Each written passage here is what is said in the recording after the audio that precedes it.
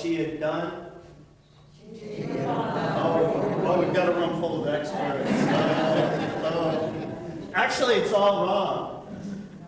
Number one, it was the stepmother. And it wasn't 40 whacks, it was just 18.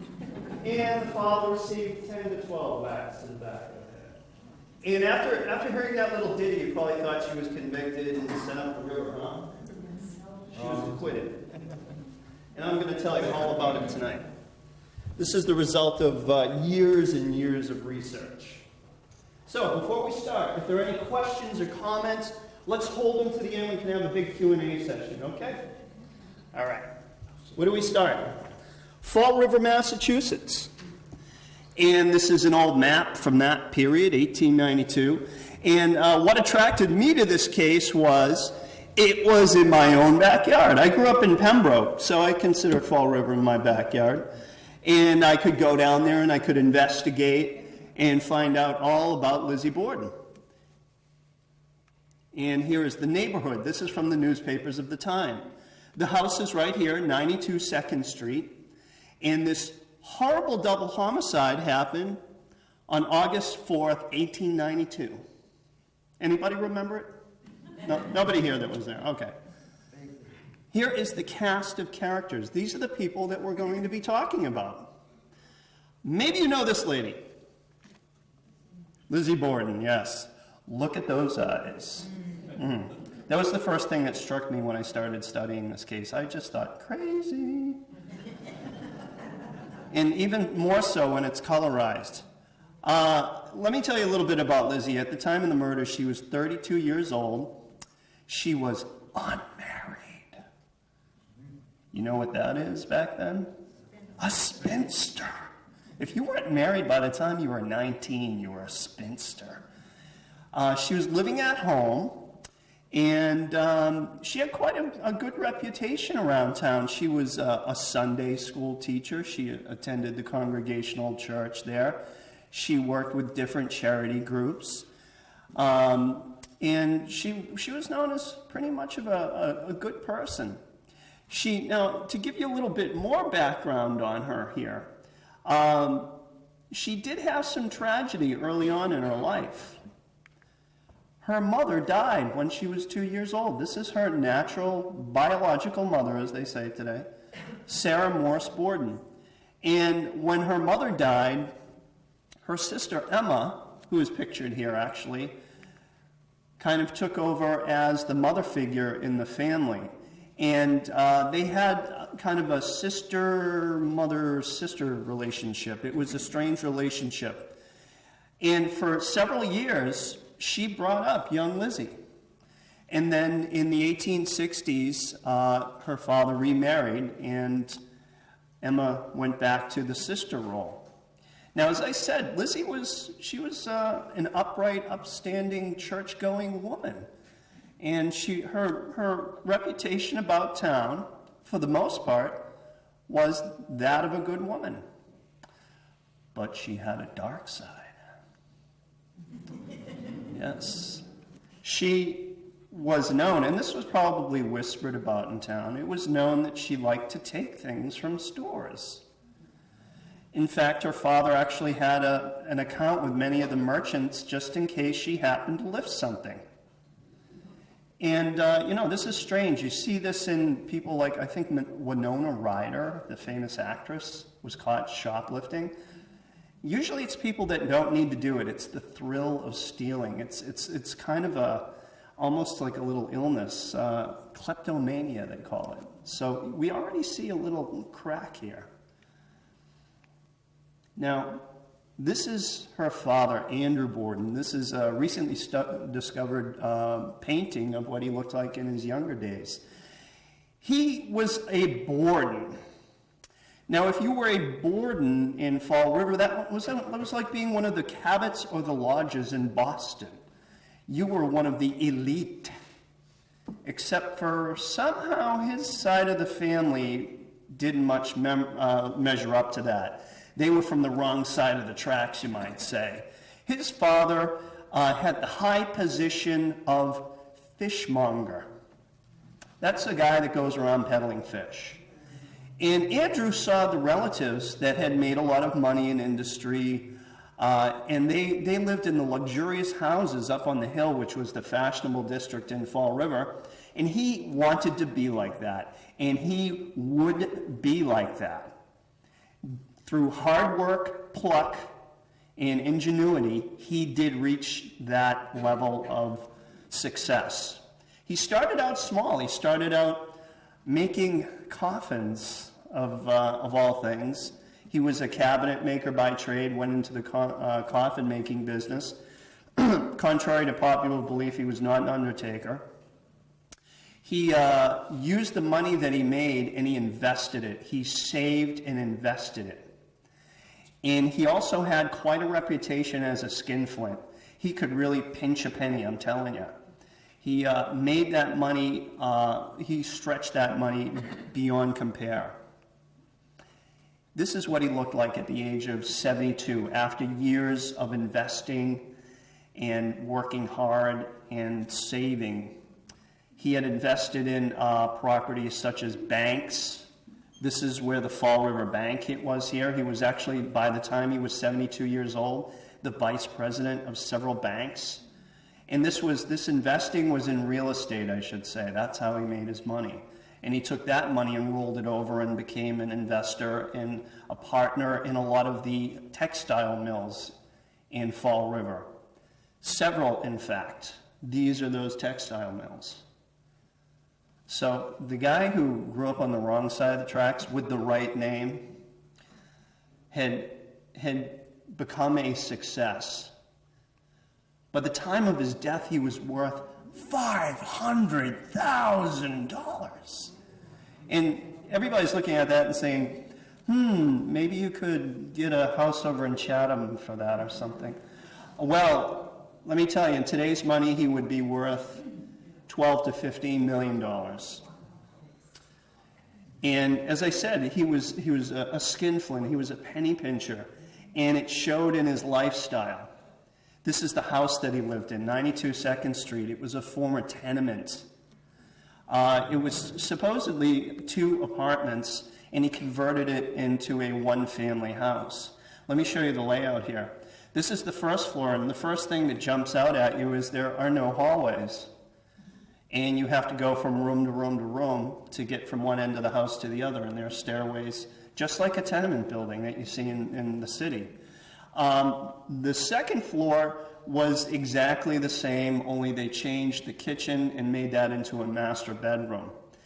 And he did that because this house was close to the business district. He could walk one street down and visit all of his businesses, and it didn't cost a lot. Now, the girls, his daughters, I don't think enjoyed this. They received a paltry allowance every year. They got maybe 2 dresses a year, and they were kept on a tight string there. He was so cheap that at the time they didn't have electricity. Electricity was the new thing. Most people had gas. Gas was the thing that most people had. He didn't even have that. He used whale oil lamps because it was cheaper. In the bath, he didn't even have indoor plumbing in this house.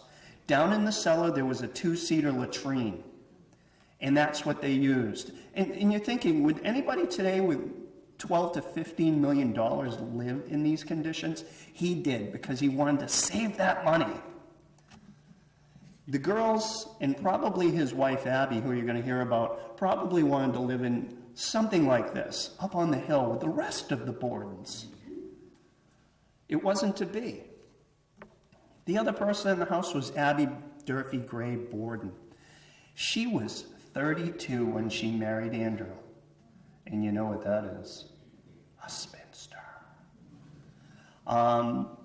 The talk about them was that he needed somebody to take care of the kids, and she needed a husband, because careers for women were not readily available. We don't know that. This is the talk. This is the legend that's come down. And it was also said this was a loveless marriage. It was a marriage of convenience. And I always say this, we don't know that.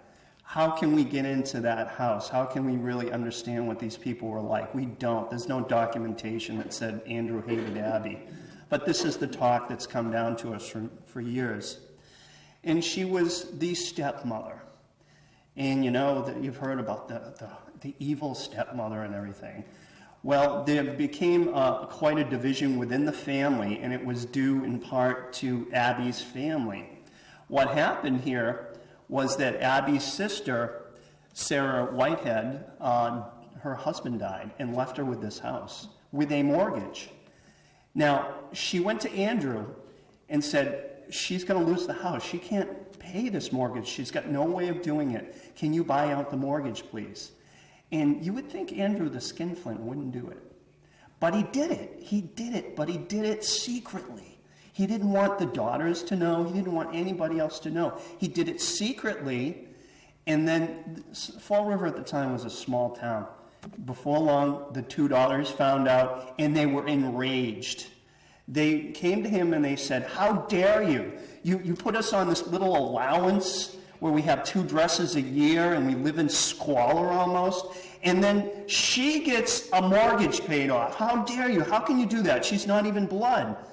And Andrew must have been taken aback, because he took a few steps back and he said, well, okay, I'll buy you some property, to keep them shut up. So he bought them a tenement house and said, here you go. This is yours. You can collect rent. You can make money. You can invest. You can become wealthy yourself. And within a year, he had to buy it back because they were such horrible landlords. But this caused a fissure within the family. After this incident, both Emma and Lizzie started to refer to Abby Borden, who they had been calling mother up until this point, as Mrs. Borden. And just a chill came over the house at that point. God knows what was going on in that house, what was said, but there was division within the family. Now, there was also a rumor that Andrew had made a will and left everything to Abby. This is another thing. The Lizzie Borden case is full of legends and all these things. There's no evidence that he ever made a will. No lawyers ever come forward, no piece of paper, nothing. So you could chalk this up to some historian just making it up. But I have to throw that out there. That's always been part of the lore. And we have the domestic. Her name was Bridget Sullivan. And she'd been in America for a few years. She had worked for the Bordens for a little while. And she was newly off the boat. And this really gives you some insight into the Yankee-Irish dynamic that was going on at the time. She was from Ireland. And the two girls just called her Maggie. And the reason being was the previous maid's name was Maggie. And they saw no reason to call the maid anything but Maggie. It's just, you're interchangeable, I guess. The two adults, I say, in the house called her by her real name. But she was in the house during this incident. Now, I should mention this gentleman here, too. He's somebody that doesn't get much play, but he was here, too. This is, I call him Crazy Uncle John. Crazy Uncle John was somebody who grew up in New England, moved out to Iowa, started a farm, created his own fortune in his own right, and then about a year before this whole incident happened, he just decided to move back. He was the biological mother's brother, I should say. And that night, the night before the murders, he showed up and spent the night. Now, this has been made a big fuss over that he did this. This was something that he did frequently. It wasn't anything out of the ordinary. So he came and he spent the night. It's interesting to note, while he was in the house, he seemed to have no contact with Lizzie whatsoever. He came and visited. She came in the door, went upstairs. She had been visiting. And when he was having breakfast the next day, she didn't come down. It's almost like they were avoiding each other.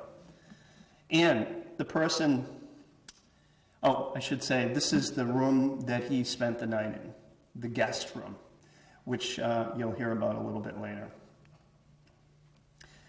And the woman that wasn't in the house that day was Emma. And she was Lizzie's sister, 40 years old. You know what that is, right? Spinster. She was not at home. And this is highly irregular for her because she was a homebody. She was always at home and rarely left the house. But this particular week, she had been visiting relatives in Fairhaven, the Brownell family, and I actually found the house where she was staying during this time.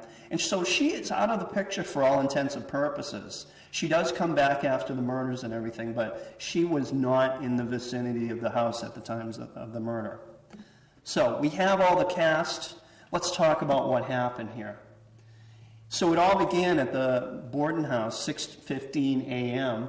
The first down was Bridget, and she began to prepare breakfast. And breakfast that morning was Johnny cakes and mutton and broth. They'd been eating that mutton and broth for 5 days running. Andrew, pinching the penny. Later, Lizzie would tell somebody that she suspected that the family had been poisoned. They were poisoning themselves. This is the day before, this is before refrigeration, and they did have ice boxes, but I'm sure Andrew was too cheap for that, too. And they were probably, all of them were sick the last couple days before the murder. And it was probably because they were eating this rancid meat, which they had once again for breakfast. In fact, after making breakfast, Bridget ran out in the backyard and vomited. Lizzie had been sick, Bridget, everybody in the family had been sick, but Lizzie thought they had been poisoned by some strange phantom. Now, that morning, the first one down for breakfast was Uncle John Vinicum Morse, and quickly thereafter he was joined by Andrew and Abby. They sat in this dining room here. This is the actual Borden house. How many people didn't know that it's a bed and breakfast? I think everybody knows by now. And you can spend the night there. No, thank you. But this is the same dining room that they sat in that morning, talking about what they would be doing that day. Uncle John said he was going to go out visiting relatives, and Andrew said, come on back for dinner. And that back then meant the noontime meal. That was lunchtime. And they each, one by one, set off on their own little journeys that day. Later on, Lizzie would say that Abby received a note from a friend to go visit a sick friend. Whether that actually happened or not is debatable. So Uncle John was the first one out. He left around 8:45. And he went down to the post office and mailed a few letters. He has a strange propensity to mail a lot of letters during this story, as you'll see, and I would die to just find out what was in those letters. We've never found out who they were to or what was in the letters.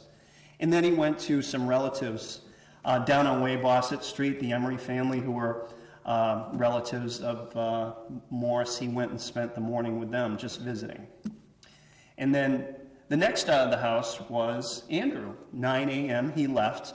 And he was still feeling pretty poorly, but, he was that kind of guy that I'm going to go to work even though I feel bad. And he decided to have at it, and he went down basically just to check in with some of his business interests here. He went to the bank, went to the office, checked, just make sure everything was running okay, went to some of his other business interests. And then he went downtown, which actually in Fall River they call it Down Street. This is Down Street, Fall River.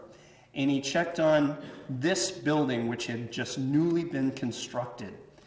And if you could read the sign up there, it says the Andrew J. Borden building. He had just had this built.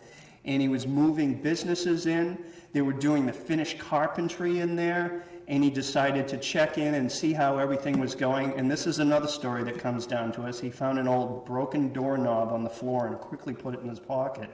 This could have some use someplace, of course. And today that building still exists. This is what it looks like today. Yeah. So he was getting ready to launch this new building with new businesses and everything. As I said, he wasn't feeling too well, so he was, I think at this point he was starting to think, I'm going to call it a day. The last place he went was Pierre Leduc's barbershop, and he had himself his daily shave, and then he decided to head back home. Now, when he got back home, he tried the side door. This is what the side door of the Borden house looks like today. Found it locked. He said, well, I'll go around and I'll try to get in the front. Front door was locked. This wasn't out of the ordinary because they kept their doors locked. And then he pulled out his keys and started to fiddle with the locks and trying to get the door open and everything. And he wasn't able to do it. He started to get pretty frustrated at this point. And then out of frustration, he just started banging on the door. And inside was Bridget. She had been given the job of washing all the windows inside and out. And she heard the banging at the door and came to the door and let him in. And he quickly huffed in the door, put his keys on the mantle, and then walked straight through the kitchen, up the stairs into his bedroom. Spent a little while in the bedroom. Here's a picture of what it probably looked like, that door from the stairway. And here's the layout. So he came in the door and walked up through here and went up to the bedroom. After a while, he came back down. By this time, Lizzie had come down, and she said, Father, did I get any mail? And he is still kind of in a huff, and he said, no, you didn't get any mail. And she tried to relax him. She brought him in here to the sitting room and helped him relax on the lounge. And I have to give the people at the Lizzie Borden Bread and Breakfast a lot of credit. They've recreated this house to a T. When you see the crime scene photograph, that lounge looks almost exactly the same as the one that was there.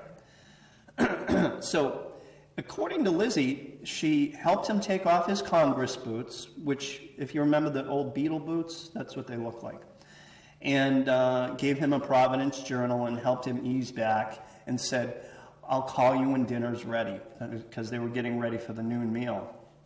At this point, Lizzie goes into the dining room, which is off of the sitting room. And this is where Bridget is hard at work again, washing those windows. And she approaches Bridget and she says, oh, Bridget, guess what? There's a great sale of dress goods down at Sargent's department store. Why don't you take a break and go get you some? And Bridget by this time is exhausted. It's a hot August day. And all she can say is, oh, Miss Lizzie, can I just go upstairs and take a nap? And Lizzie says, that's a great idea. Why don't you do that? So Bridget proceeds to go to her bedroom, which is on the third floor of the house. At this point, all we know what happened is according to Lizzie Borden. She said after this, she decided to leave the house and go into the barn, which was in back of the house here. She claimed she was going there to look for lead to make some sinkers, because in 3 days' time, she would be going fishing with some friends of her in Marion, Massachusetts. So this is where she was. And while she was in there, eating pears and looking for sinkers, she said she heard a moan. And she quickly came out of the barn, went into the house through that same door, and into the sitting room and found her father's dead body. Now, this is a newspaper drawing of that scene, and it just looks like he's taking a little nap. Here is the crime scene photograph, taken an hour after the murder. Luckily, they didn't have HD back then, high definition, because you would see his head is completely smashed in. There is an eyeball resting on his cheek. Blood was splattered all over the wallpaper, even dripping down through the floor. Now, Lizzie saw this carnage, and immediately she shouted up to Bridget to come on down. Somebody's killed father. And to give you an idea of how bad it was, this is a close-up, but again, grainy 19th century photograph. You get the idea. Bridget came running down, and immediately Lizzie said, "Go get Dr. Bowen." Luckily, Dr. Bowen lived right across the street, and Bridget sprinted across the street and started madly banging on the door. Mrs. Bowen came to the door. "Dr. Bowen's not home, sorry." Bridget had to go back to Lizzie. Lizzie then said, "Go get Alice Russell." Alice Russell was her best friend who lived down the street, and Bridget began to sprint down the street to get Alice Russell. Meanwhile, coming up the other side of the street was another neighbor, Adelaide Churchill, who was coming back from the grocery store. Adelaide saw the hubbub, Bridget running back and forth, and wondered what was going on. So she came to the side door where she just found Lizzie pressed against the screen, staring off into oblivion. And she said to Lizzie, "Lizzie, whatever is wrong?"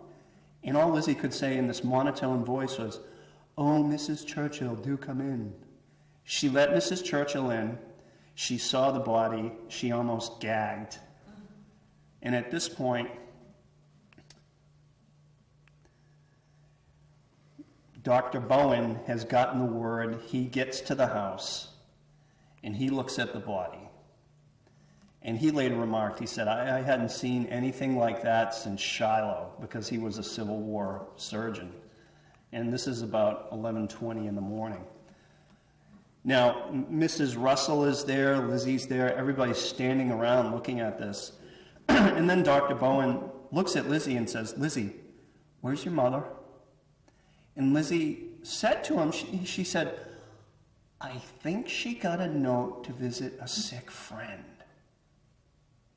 That note has never been found. That sick friend has never been found.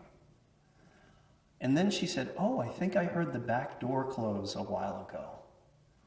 So the search was on. Where is Abby? Let's look for Abby. And pretty soon, the body was found. This is the guest room that John Vinicum Morse had been in the night before, and Abby was found on the floor in between the bed and the dresser. And they probably first saw it from this viewpoint when they got up to the edge on the landing of the steps. Here is what the room looks like today. And you can stay there. The newspapers depicted it like this. It just looks like she's taking a nap on the floor. In fact, the crime scene was much more hideous. And this photograph really brings it out, if you know what to look for here.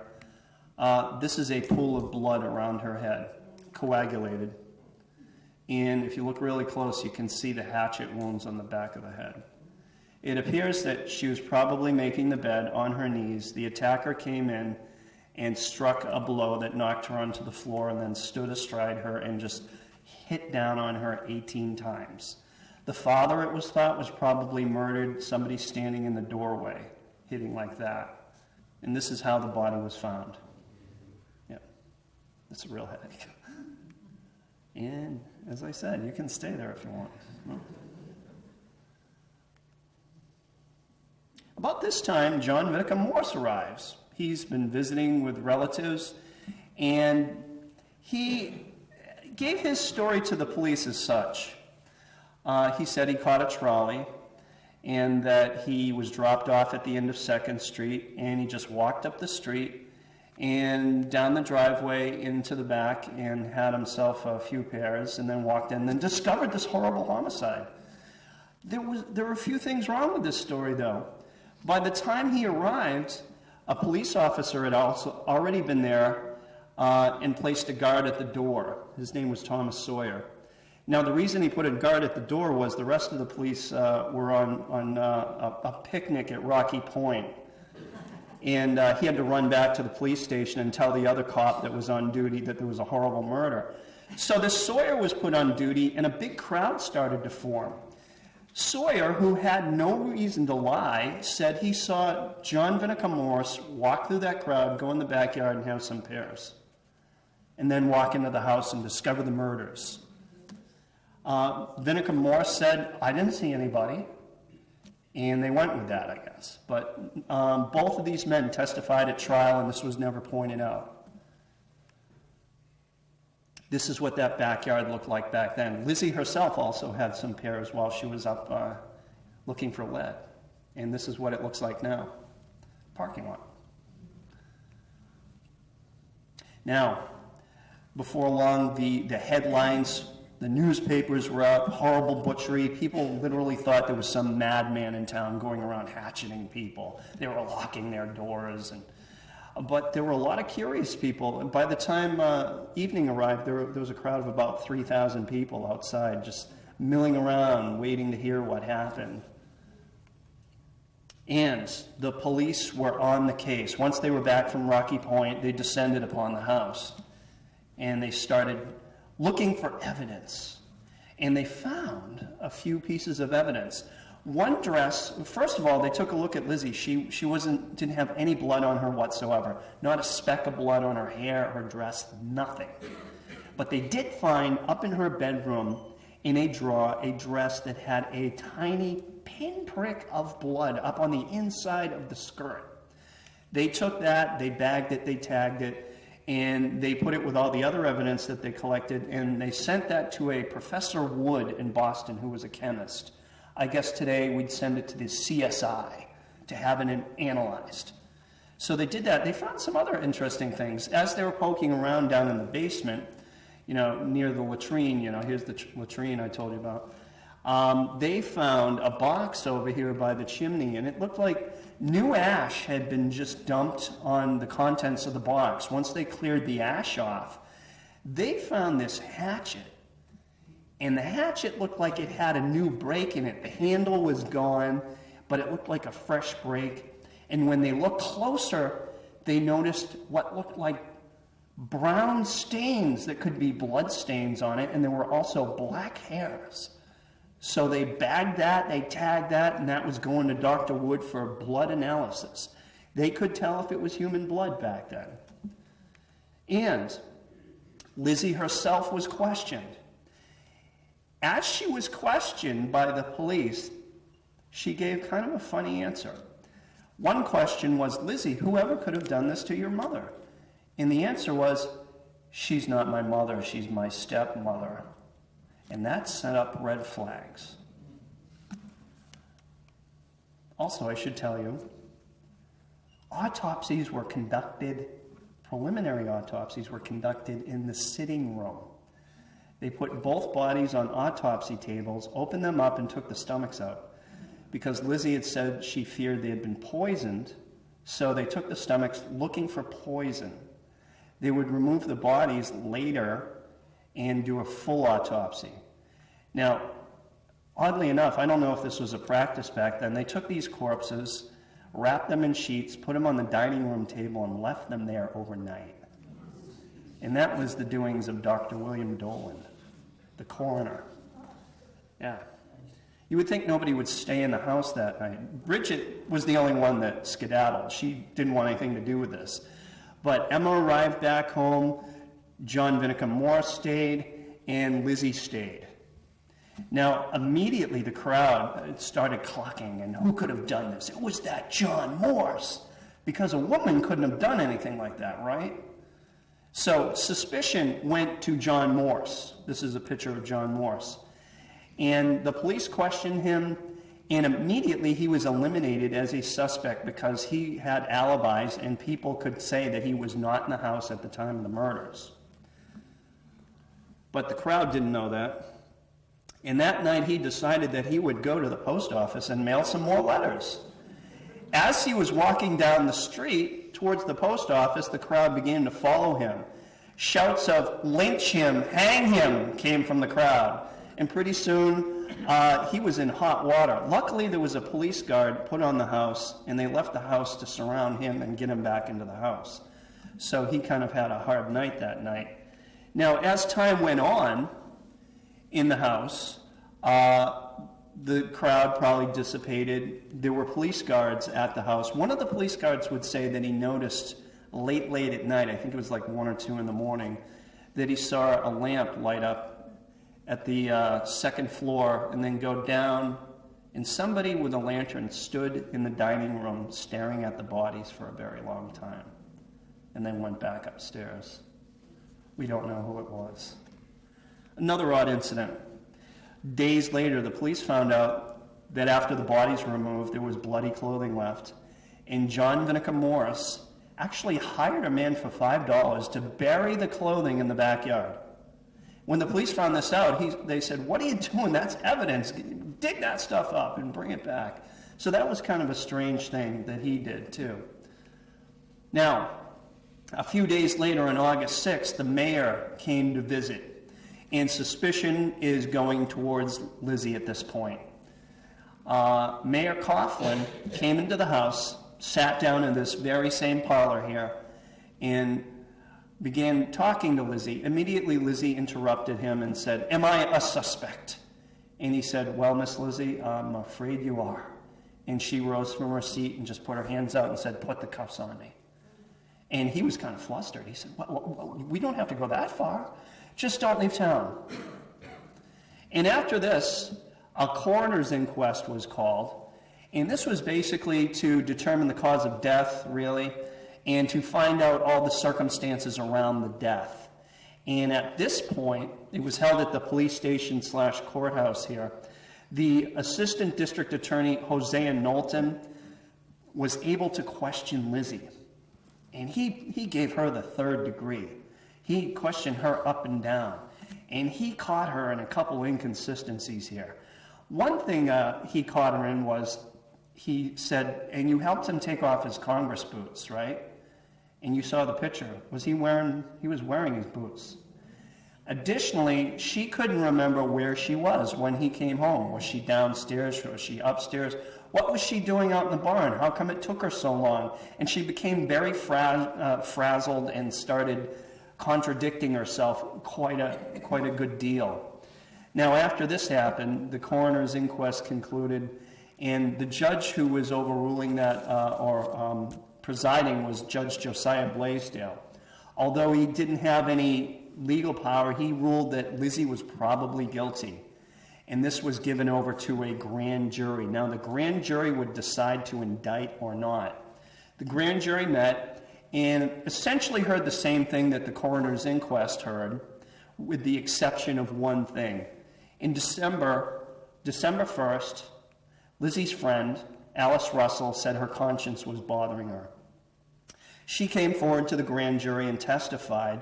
She testified that 2 days after the murder, she, Lizzie, and Emma were sitting in the kitchen, and Emma, or Lizzie, just stood up, grabbed a dress from under the cupboard, walked over to the wood-burning stove, and threw the dress into the stove. At this, Alice said, "Lizzie, that's probably the worst thing you could have done." And Lizzie looked at her dumbfounded and said, "Why did you let me do it then?" Just as a policeman is standing at the door. So this is something that came forward, and this added to the suspicion here. Now, the grand jury indicted Lizzie on 3 counts of murder. One for the mother, one for the father, and one for the both of them. I guess they really wanted to make it stick. 3 counts of murder. She was held in Taunton jail for just about a year. And this is a newspaper picture of her, drawing of her sitting in her jail cell, which was decked out very nicely from what I've read. And then the trial came, the famous trial. This happened in New Bedford. Maybe this is where you thought it was the New Bedford murders. In New Bedford Superior Court, which is still there today. The courtroom is still in existence. And by this time, this case was all over the place. This is Frank Leslie's Illustrated News, and Big Time magazine back then. Pictures of Lizzie and the trial there were reporters from all over the country, even the world here, to see, could this woman have done such a heinous thing to both of her parents? But I got to tell you, the case was dead on arrival. The prosecution didn't really have much. All they could do is insinuate that she killed her parents for the money, and they stuck to that. And they did have physical evidence, but you'll see what happened. Here are the judges. There were 3 judges on this case. Back in Massachusetts, you had a 3-panel judge on superior cases, on capital cases, Mason, Blodgett, and Dewey. And the prosecution for the case was none other than Hosea Knowlton, who had really given her the third degree at the inquest. He was assisted by William H. Moody, who years later would be appointed to the U.S. Supreme Court by none other than Theodore Roosevelt. And there he is as a Supreme Court justice. And the defense. Remember the OJ case? What did they call it? The Dream Team? Well, Lizzie had the original Dream Team. Her lead attorney was the ex-governor of Massachusetts, George Robinson. And assisting him was probably the best attorney that Fall River had, Andrew Jennings. So, the trial began, and as every trial opens, the prosecution gives its opening arguments and then begins introducing witnesses. The first witness was Bridget. And she talked about that morning how she had been given the order to wash all of the windows. And she would testify also at about the same time that Abby was being murdered. She was hanging over the fence talking to the maid from next door. And that was corroborated by the maid. So we know that Bridget was not in the house while Abby was being killed. It was determined that Abby was killed about an hour before Andrew. Now, she also talked about how Andrew came in, the locks were not working. She would testify that as she was fiddling with those locks, trying to get them open for Andrew, she had a hard time getting them open too. She said in the court that she uttered the word pshaw, which is kind of a nice way of going, oh, dang. I'm thinking she was Irish. She probably used something more strong than that. As she said that, she heard a giggling upstairs. She was standing right here, giggling upstairs, and she looked over her shoulder, and there was Lizzie Borden standing on the landing, giggling. Historians had pointed out, though, Abby was already dead. Was she giggling at Bridget or looking over at the dead body? Because she was standing on the landing where you could look over and see that body. So she gave that testimony. And this is what that staircase looks like today. You ever think about it? That's probably the same boards that they walked on. And then John Vinegar Morse testified. And his testimony was that he went to visit friends, came back on the trolley car, walked into the backyard. There was nobody standing around, and got himself some pears, and then came in and discovered this horrible butchery. A few witnesses later, Sawyer would come up and contradict him and say there were about 30 or 40 people standing out there. And the trial went on.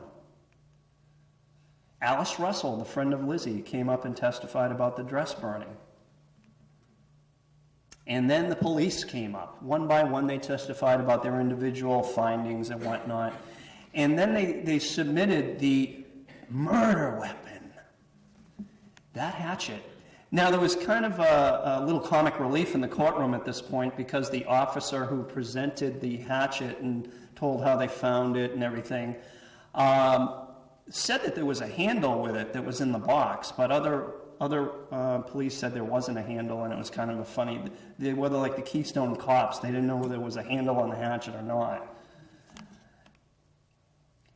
And then the trial stopped, and what the prosecutor wanted to do at this point was introduce Lizzie's inquest testimony, because Hosea Knowlton had really shaken her up, had gotten her to contradict herself several times, and literally caught her in lies. And this was ruled inadmissible because she did not have a lawyer present.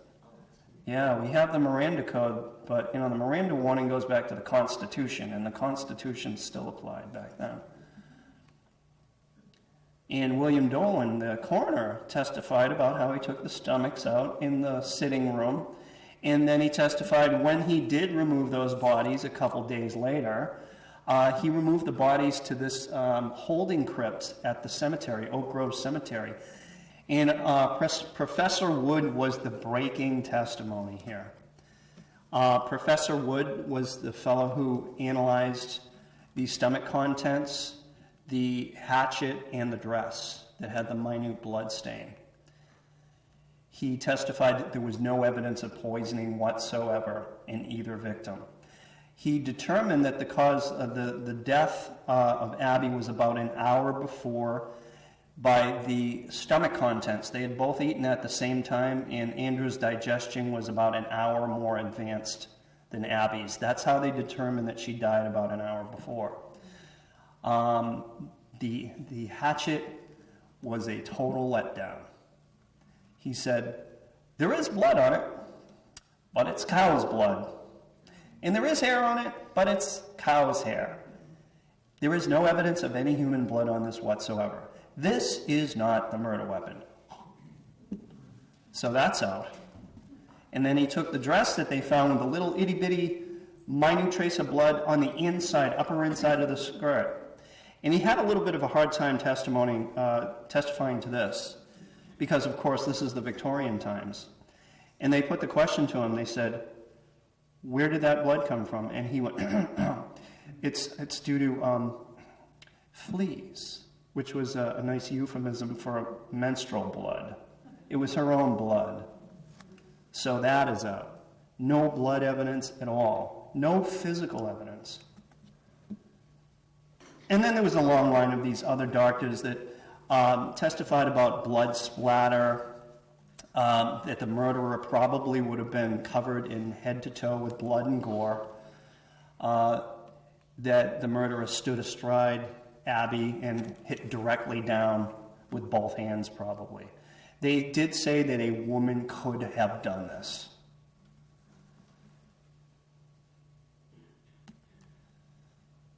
And then the prosecution brought out police matron Hannah Regan, who was basically Lizzie's prison guard for about a year.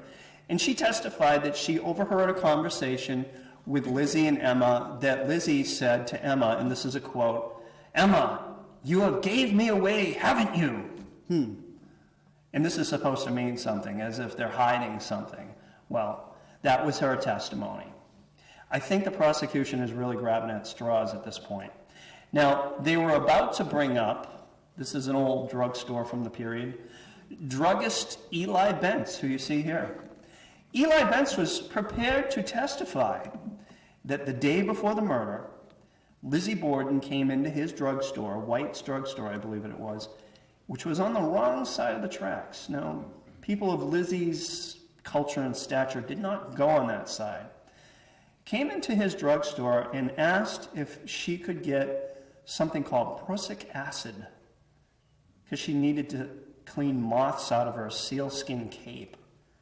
And he looked at her dumbfounded and he said, "Madam, you can't get that without a doctor's prescription. That is a deadly, deadly poison." And she argued with him. And there were other drug clerks that witnessed this. They were prepared to take a stand too. And then she went off in a huff and left. This is the day before the murders. By the way, prussic acid is the main ingredient in something called Zyklon B. Does anyone know what that is? That's what they dropped in the gas chambers. Deadly poison. And that's what Lizzie Borden wanted. So this testimony was not allowed because the judges ruled that there was no evidence of poisoning, so therefore this is thrown out. Didn't go to motive or anything like that. They threw it out. The jury did not hear Eli Bentz. So the defense had a pretty easy time of it. If you know anything about law, all they have to do is introduce a reasonable doubt into the minds of the jury, and they did that fantastically. And the defense was headed by Andrew Jennings. He took the boards and he got up there and he gave his opening argument and he started to introduce witnesses. There were people that heard things, namely Martha and Marion Shagnon. They lived in the back of the Lizzie Borden house, right about here, Dr. Shagnon's wife, or Shagnon. And they claimed that the night before the murder, they heard a loud banging on the Borden fence here. And this is to give the jury, to imply to the jury that some crazy man could have climbed over that fence and just laid in wait overnight and then pounced on the Bordens. And then there were a number of people that saw something in and around the time of the murders. I'll give you the list here. Charles Gifford saw a drunk man the night before on his doorstep. He was a neighbor of the Bordens. I guess there weren't too many drunk people in that neighborhood. Uriah Kirby saw the same person. So what this is saying is that there's some unstable, drunken person in the neighborhood that could have done this. It gets better here. Mark Chase saw a carriage at 11 a.m. outside the Borden house the morning of the murders. This is almost the exact time that Andrew was being murdered. What was this, the getaway carriage? Were they waiting for somebody to come out? Also, Dr. Handy said he saw somebody that appeared to be mentally agitated, 10:30 a.m. walking up 2nd Street. Now, if you read his description, it was like the hunchback of Notre Dame had come to Fall River. This guy was coming up the street, and that was noted. So it could have been this crazy maniacal person that was escaped from a mental institution. Who knows? And then Delia Manley, at around the same time, 10 o'clock, saw somebody hanging around the Borden gate. Again, people are waiting as if somebody's in the house doing something. So we've got reasonable doubt here.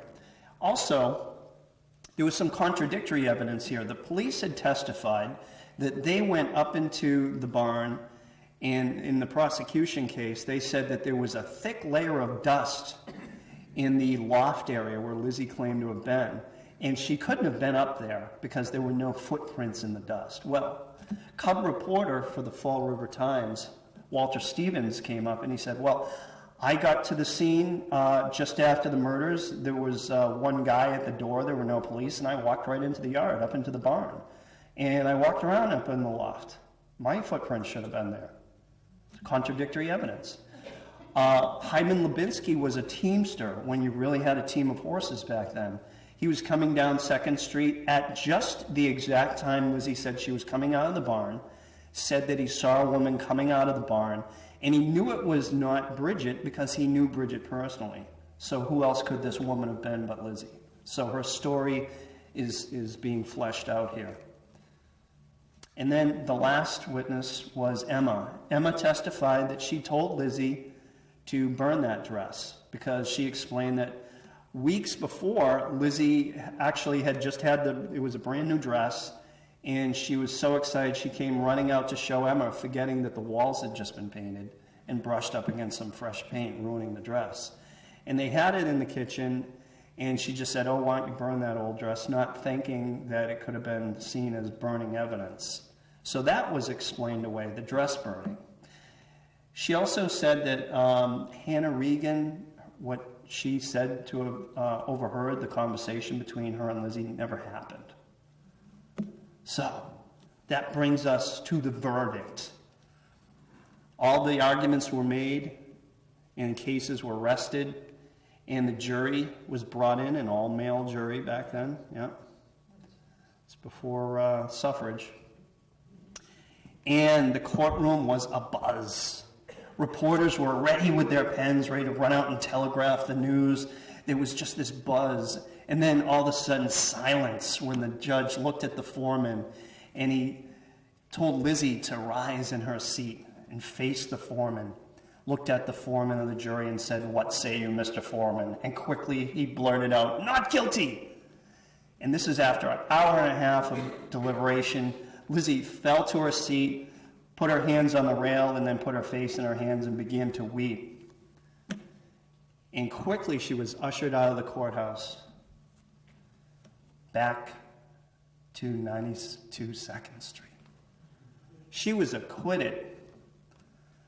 Now, they didn't spend too much time at 92 2nd Street. Within months, they sold the house. They took all the furniture, put it into a storage, a warehouse, which burned down. We don't have anything left from the house. And she bought her dream house, Maplecroft, she called it, up on the hill in Fall River. She stayed in Fall River. This is Maplecroft today. At the time, it was seen as a very stately house. Today, I took these pictures a couple years ago, and it was in a state of disrepair. From what I hear, there's a new owner. They've been working on it, and they want to open it as, guess what? A bed and breakfast. Right? It's already been attempted once and failed. Now, this is quite interesting. She had Maplecroft carved into the front stoop. Now, this was something that Yankees didn't do. They didn't name their estates. This is not Tara. This is not the South. She had this romantic view of herself. And this kind of shut off a lot of her neighbors. They thought this was kind of a little gauche to do this. And she also changed her name to Lisbeth, even had little cards, Lisbeth of Maplecroft, that she would give people. And she quickly found, just even after the trial, that there were signs that she was being ostracized. She went to church and found out there was about a 10-foot diameter around her of empty pews, and stopped going to church after a while. People would see her on the street. Her old friends see her coming and go the other way. Or people would be whispering behind her back, there's Lizzie Borden here. And the talk started. And quickly after the trial, there was a book published that stated she was guilty. And almost the entire edition was bought up by somebody. And it disappeared. Who knows who bought that? There are a couple original books left, but Edmund Pearson wrote that one. And as the years went on, she became more and more of a recluse. But what she did enjoy was going to New York City and seeing Broadway shows, especially shows that starred this woman here. This is Nance O'Neill. And she became fast friends with Nance O'Neill and would bring the troupe up to Fall River, and they'd have these parties. Now, Emma and Lizzie decided to live together in the beginning, and somehow something caused a rift between them in the early 1900s, I think 1905. And Emma left and moved to Newmarket, New Hampshire. Now, there's been a lot of speculation as to what it was. Emma herself would say that it was something so horrific that she wouldn't tell anybody ever again. So some historians say that it could be that Lizzie's family were teetotalers and just having parties with booze present. I don't think so. I don't think that's big enough. What I think it is the rumors that have been swirling for years are that Lizzie was a lesbian and Nance O'Neill was a lesbian. And probably Emma witnessed some of this and was just horrified and moved to Newmarket. There are letters between the two, but there's no real hard evidence. Nance O'Neill was well known as a lesbian, though. Lizzie Borden, we don't know. So my guess is that's probably what caused the division between the two. And she moved to Newmarket, New Hampshire, in 1904. I had that off by a year. This is her house that she bought. Yeah, nice house. Now, as the years went on, Lizzie, as I say, became more and more of a recluse. Her only outlet was the theater and her animals. She loved her dogs.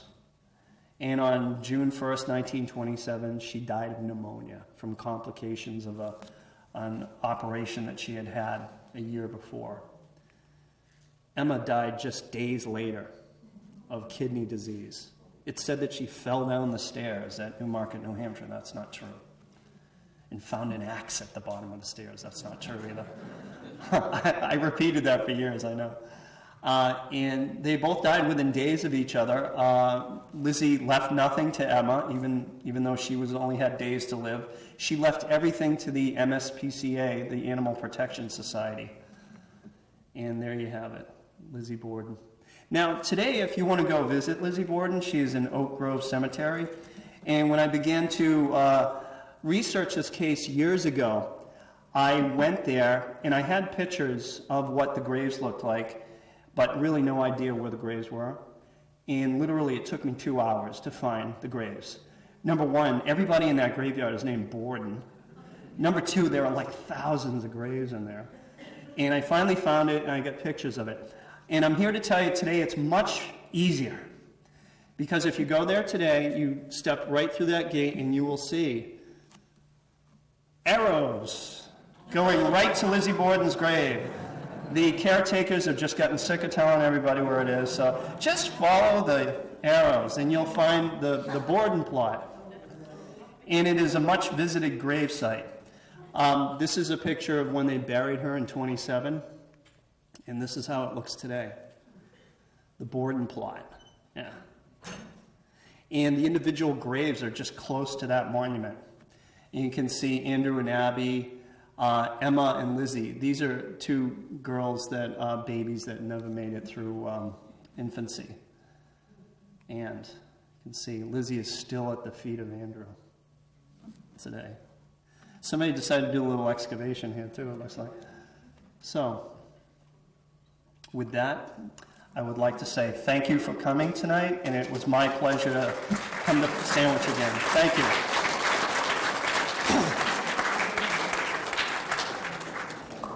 Now, I'd like to open it up to questions. If anybody has any questions or was confused about anything, it's kind of hard to talk about something in an hour that really is so comprehensive. It always takes one person to open the floodgates. Okay. Well, how do you suppose it was done then? How did Lizzie avoid all the blood splatters and all that? That's the one thing I say. When somebody can tell me how she did it, as she did it, and without getting any blood on her, I would say she did it. How many people have seen the Elizabeth Montgomery movie back in the 70s where supposedly she stripped naked and did it naked? It's funny, when I first started researching the case, I went down to Fall River. Funny story. The curator of the Fall River Historical Society at that time was Florence Brigham. At the time, she was 92. And I was in my 20s, and I'm a pretty big dummy. And I went up, I said, "What do you think about her doing it naked?"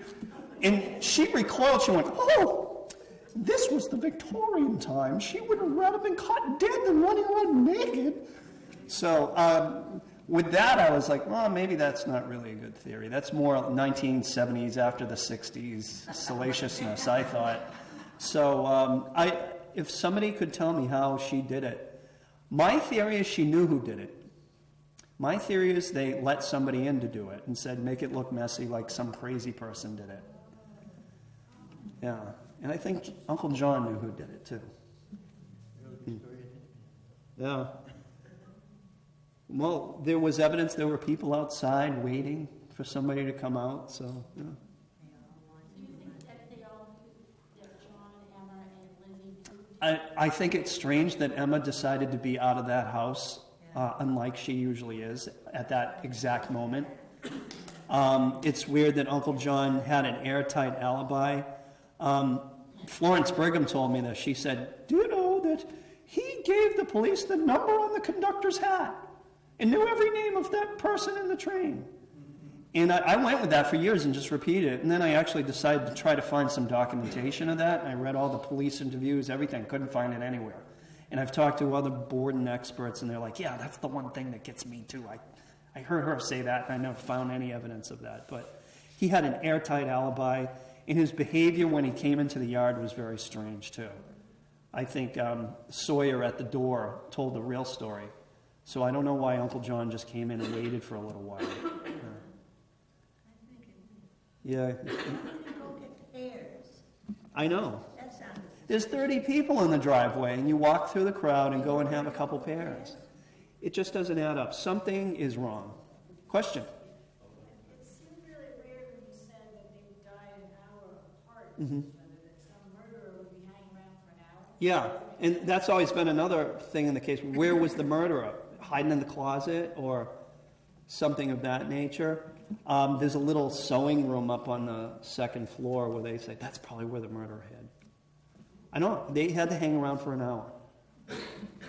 That's another problem with the case, too. Yeah, because, like, how do you know what time he was coming home? How did you know? How would they know what time the father was coming home? They didn't. That's what I'm saying. Right. Yeah. It's maybe he surprised somebody. There's another theory that, well, the lesbian theory, that Lizzie and Bridget were engaged in some activities, and Abby found them, and they, in the heat of passion, killed her, and then figured, well, we killed her, we got to kill him now, and waited for him to come home. That's another theory. Bridget left years later, married a fellow named Sullivan, and moved out to the Midwest and lived for years and years out there. There's a story that says she thought she was dying on her deathbed and told her sister that she changed her testimony to help protect Lizzie somehow. And I know an author that hasn't written his book. He told me this about 10 years ago, and he still hasn't written a book yet, so I guess I can tell it. Len Ribello. He has written another book, but he said he found somebody that was in their 90s that knew Bridget, that had talked to her and said Bridget told him that she helped Lizzie clean up afterwards. But he still hasn't written the book, so I don't know how valid that is. Yeah. Yes? If she allegedly hated her stepmother Yeah. and probably not loving her father that much, Mm-hmm. why would she have herself buried next to her parents? Right. And that was her decision, right? Yeah. There's another thing. Andrew had this ring that he always wore that she gave him as a child. And it's weird, the symbolism there with the ring, like it was a wedding ring or something like that. And there's also been people that look at this murder and say this is the result of incest, that maybe that's where all that anger came from too. And it's odd that you mentioned that, because she chose to put the grave right next to her father too. And that's all speculation too. There's no hard evidence on that either. Yes? So did the sisters both inherit everything? They did. They jointly inherited it. Emma, when she moved to New Hampshire, she took what her inheritance was.